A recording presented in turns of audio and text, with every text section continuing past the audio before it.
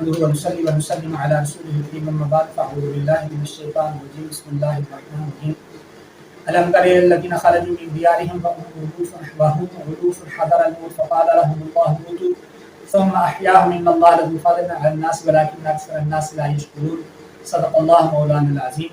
معزز سامعین کرام، سورہ بقرہ آیت نمبر 243 تلاوت کرنے کا شرف حاصل ہوا۔ فرمایا الم تر الی الذین،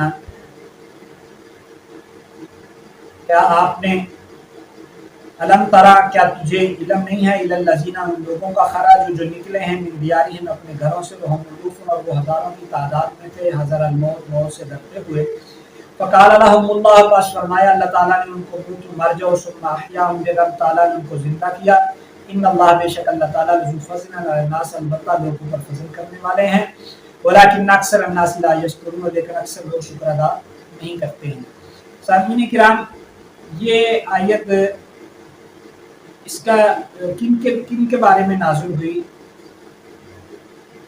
کون سے لوگ مراد ہیں، اس کے بارے میں دو واقعات روایات میں ملتے ہیں۔ ایک تو یہ ہے کہ جو حضرت حزقیل علیہ السلام کے زمانے میں قوم عمالقہ کے ساتھ جو املیک ابن عاد یہ ان کے ساتھ جہاد کے لیے حکم دیا گیا، لیکن بنی اسرائیل نے جہاد نہیں کیا، بلکہ یہ پہاڑوں میں موت کے ڈر سے، یہ چونکہ دراز قامت قوم عاد کی اولاد تھی، دراز قامت تھے املیک ابن عاد، تو یہ لوگ ان سے ڈر گئے اور موت کے ڈر سے پہاڑوں میں ادھر ادھر چلے گئے۔ تو اللہ تعالیٰ نے فرمایا جہاں ہیں وہاں مر جائیں، تو یہ مر گئے۔ 7 دن کے بعد حزقیل علیہ السلام کی دعا سے دوبارہ زندہ ہو گئے۔ یہ اسرائیلی روایات ہے، یہ فرقی قوم کے بارے میں۔ مستدرک حاکم میں حضرت عبداللہ ابن عباس رضی اللہ تعالیٰ عنہ سے روایت ہے کہ یہ لوگ یہاں وبا پھیل گئی، طاعون کی وبا پھیل گئی، اور یہ اس وبا سے بھاگے کہ بچ جائیں، تو اس پر یہ آیت نازل ہوئی۔ اس پر تو یہ بھاگ کے چلے گئے پہاڑوں میں، کہیں کوئی اچھی جگہ نظر آئی کہ آب و ہوا ٹھیک ہے، وہاں چلے گئے، اور وہاں پر یہ ان کو موت آ گئی۔ تو یہ حزقیل علیہ السلام کافی عرصے کے بعد وہاں سے گزرے، دیکھا تو لوگ مرے پڑے ہیں، تو حزقیل علیہ السلام کی دعا فرمائی۔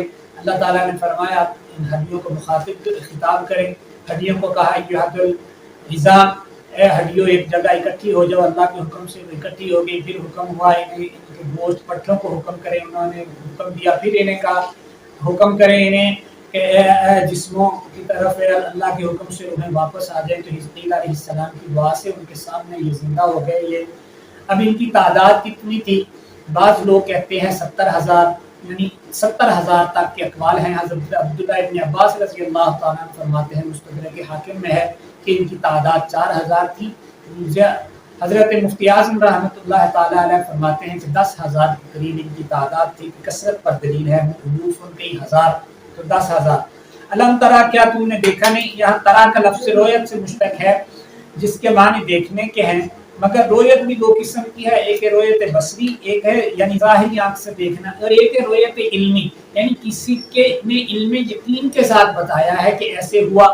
جی یہ چونکہ قرآن مجید میں بہت ساری جگہ پر علم تر الی الملأ من بنی اسرائیل اگلی آیات آنے والی ہیں، علم تر کیف فعل ربک باصحاب الفیل، تو یہاں رویت سے مراد رویت علمی ہے جو اللہ پاک نے آپ کو عطا فرمائی ہے۔ رویت بصری نہیں ہے، تب آپ موجود ہی نہیں تھے۔ جیسے سورہ یوسف میں اللہ فرماتے ہیں ذالک من انباء الغیب نوحیہ الیک وما کنت لدیہم، میرے محبوب یہ غیب کی خبریں ہیں، آپ کی غیر موجودگی میں یہ واقعات ہوئے، میں نے آپ کو وحی کیے ہیں، آپ تو اس وقت موجود نہیں تھے ان کے پاس۔ تو علم تر الی الذین خرجوا من دیارہم، جو اپنے گھروں سے نکلے وہ کئی ہزار تھے، یہ جہاد سے بھاگے یا یہ موت سے بھاگے، دونوں طرح کے ملتے ہیں، یہ جہاد سے بھاگے یا موت سے بھاگے، اور اللہ پاک نے ان کو حکم دے دیا اور یہ مر گئے۔ حضرت عبد الرحمن ابن عوف، اب طاعون پھیل جائے تو اس کو حکم کیا ہے؟ حضرت نبی پاک صلی اللہ علیہ وسلم، حضرت عائشہ رضی اللہ تعالیٰ عنہ ام المؤمنین سے روایت ہے، حضرت عبادہ بن صامت رضی اللہ تعالیٰ عنہ سے روایت ہے، نبی پاک صلی اللہ علیہ وسلم نے فرمایا اللہ نے طاعون اتارا یہ وبا، یہ عذاب کے لیے، یعنی پہلی قوموں پر طاعون مسلط کیا جاتا تھا عذاب کے لیے۔ اب میری امت کے لیے یہ رحمت ہے، یہ شہادت ہے۔ جو طاعون میں فوت ہوتا ہے تو میری امت کے لیے اس کو رحمت بنا دیا گیا، وہ شہید ہوتا ہے۔ عبد الرحمن ابن عوف رضی اللہ تعالیٰ عنہ فرماتے ہیں نبی پاک صلی اللہ علیہ وسلم نے فرمایا جس علاقے میں وبا پھیل جائے، طاعون ہو یا کوئی بھی بیماری وبا پھیل جائے تو اس علاقے کے لوگ وہاں سے نہ نکلیں، تو وہ اپنے ساتھ وہ لے کے جائیں گے جراثیم جو دوسرے علاقوں میں پھیلیں گے، اور جو وہاں نہیں ہے وہ وہاں جائے بھی نہیں، اس لیے کہ وہ بیماری والا علاقہ ہے تو وہاں جانے سے بھی منع کیا گیا، وہاں سے نکلنے سے بھی منع کیا گیا ہے۔ یہ طاعون امواس ایک بڑا مشہور ایک طاعون ہے، یہ 17 ہجری میں آیا، جس میں حضرت معاذ بن جبل، ابو عبیدہ بن جراح جیسے جلیل القدر صحابہ شہید ہوئے۔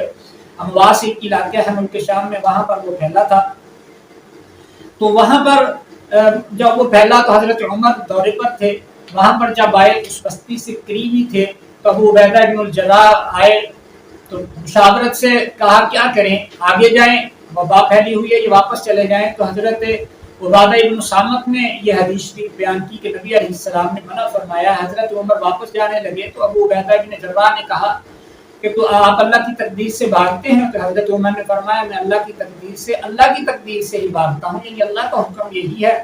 تو حضرت ابو عبیدہ کو بھی ساتھ لے کے جانا چاہا لیکن انہوں نے منع کر دیا، اور یہ امواس کے میدان میں یہیں پر یہ صحابہ شہید ہوئے، حضرت معاذ بن جبل شہید ہوئے، حضرت عبد الرحمن بن عوف شہید ہوئے، حضرت یزید بن ابی سفیان، یہ بڑے بڑے صحابہ اس طاعون میں شہید ہوئے۔ اللہ سمجھ عمل کی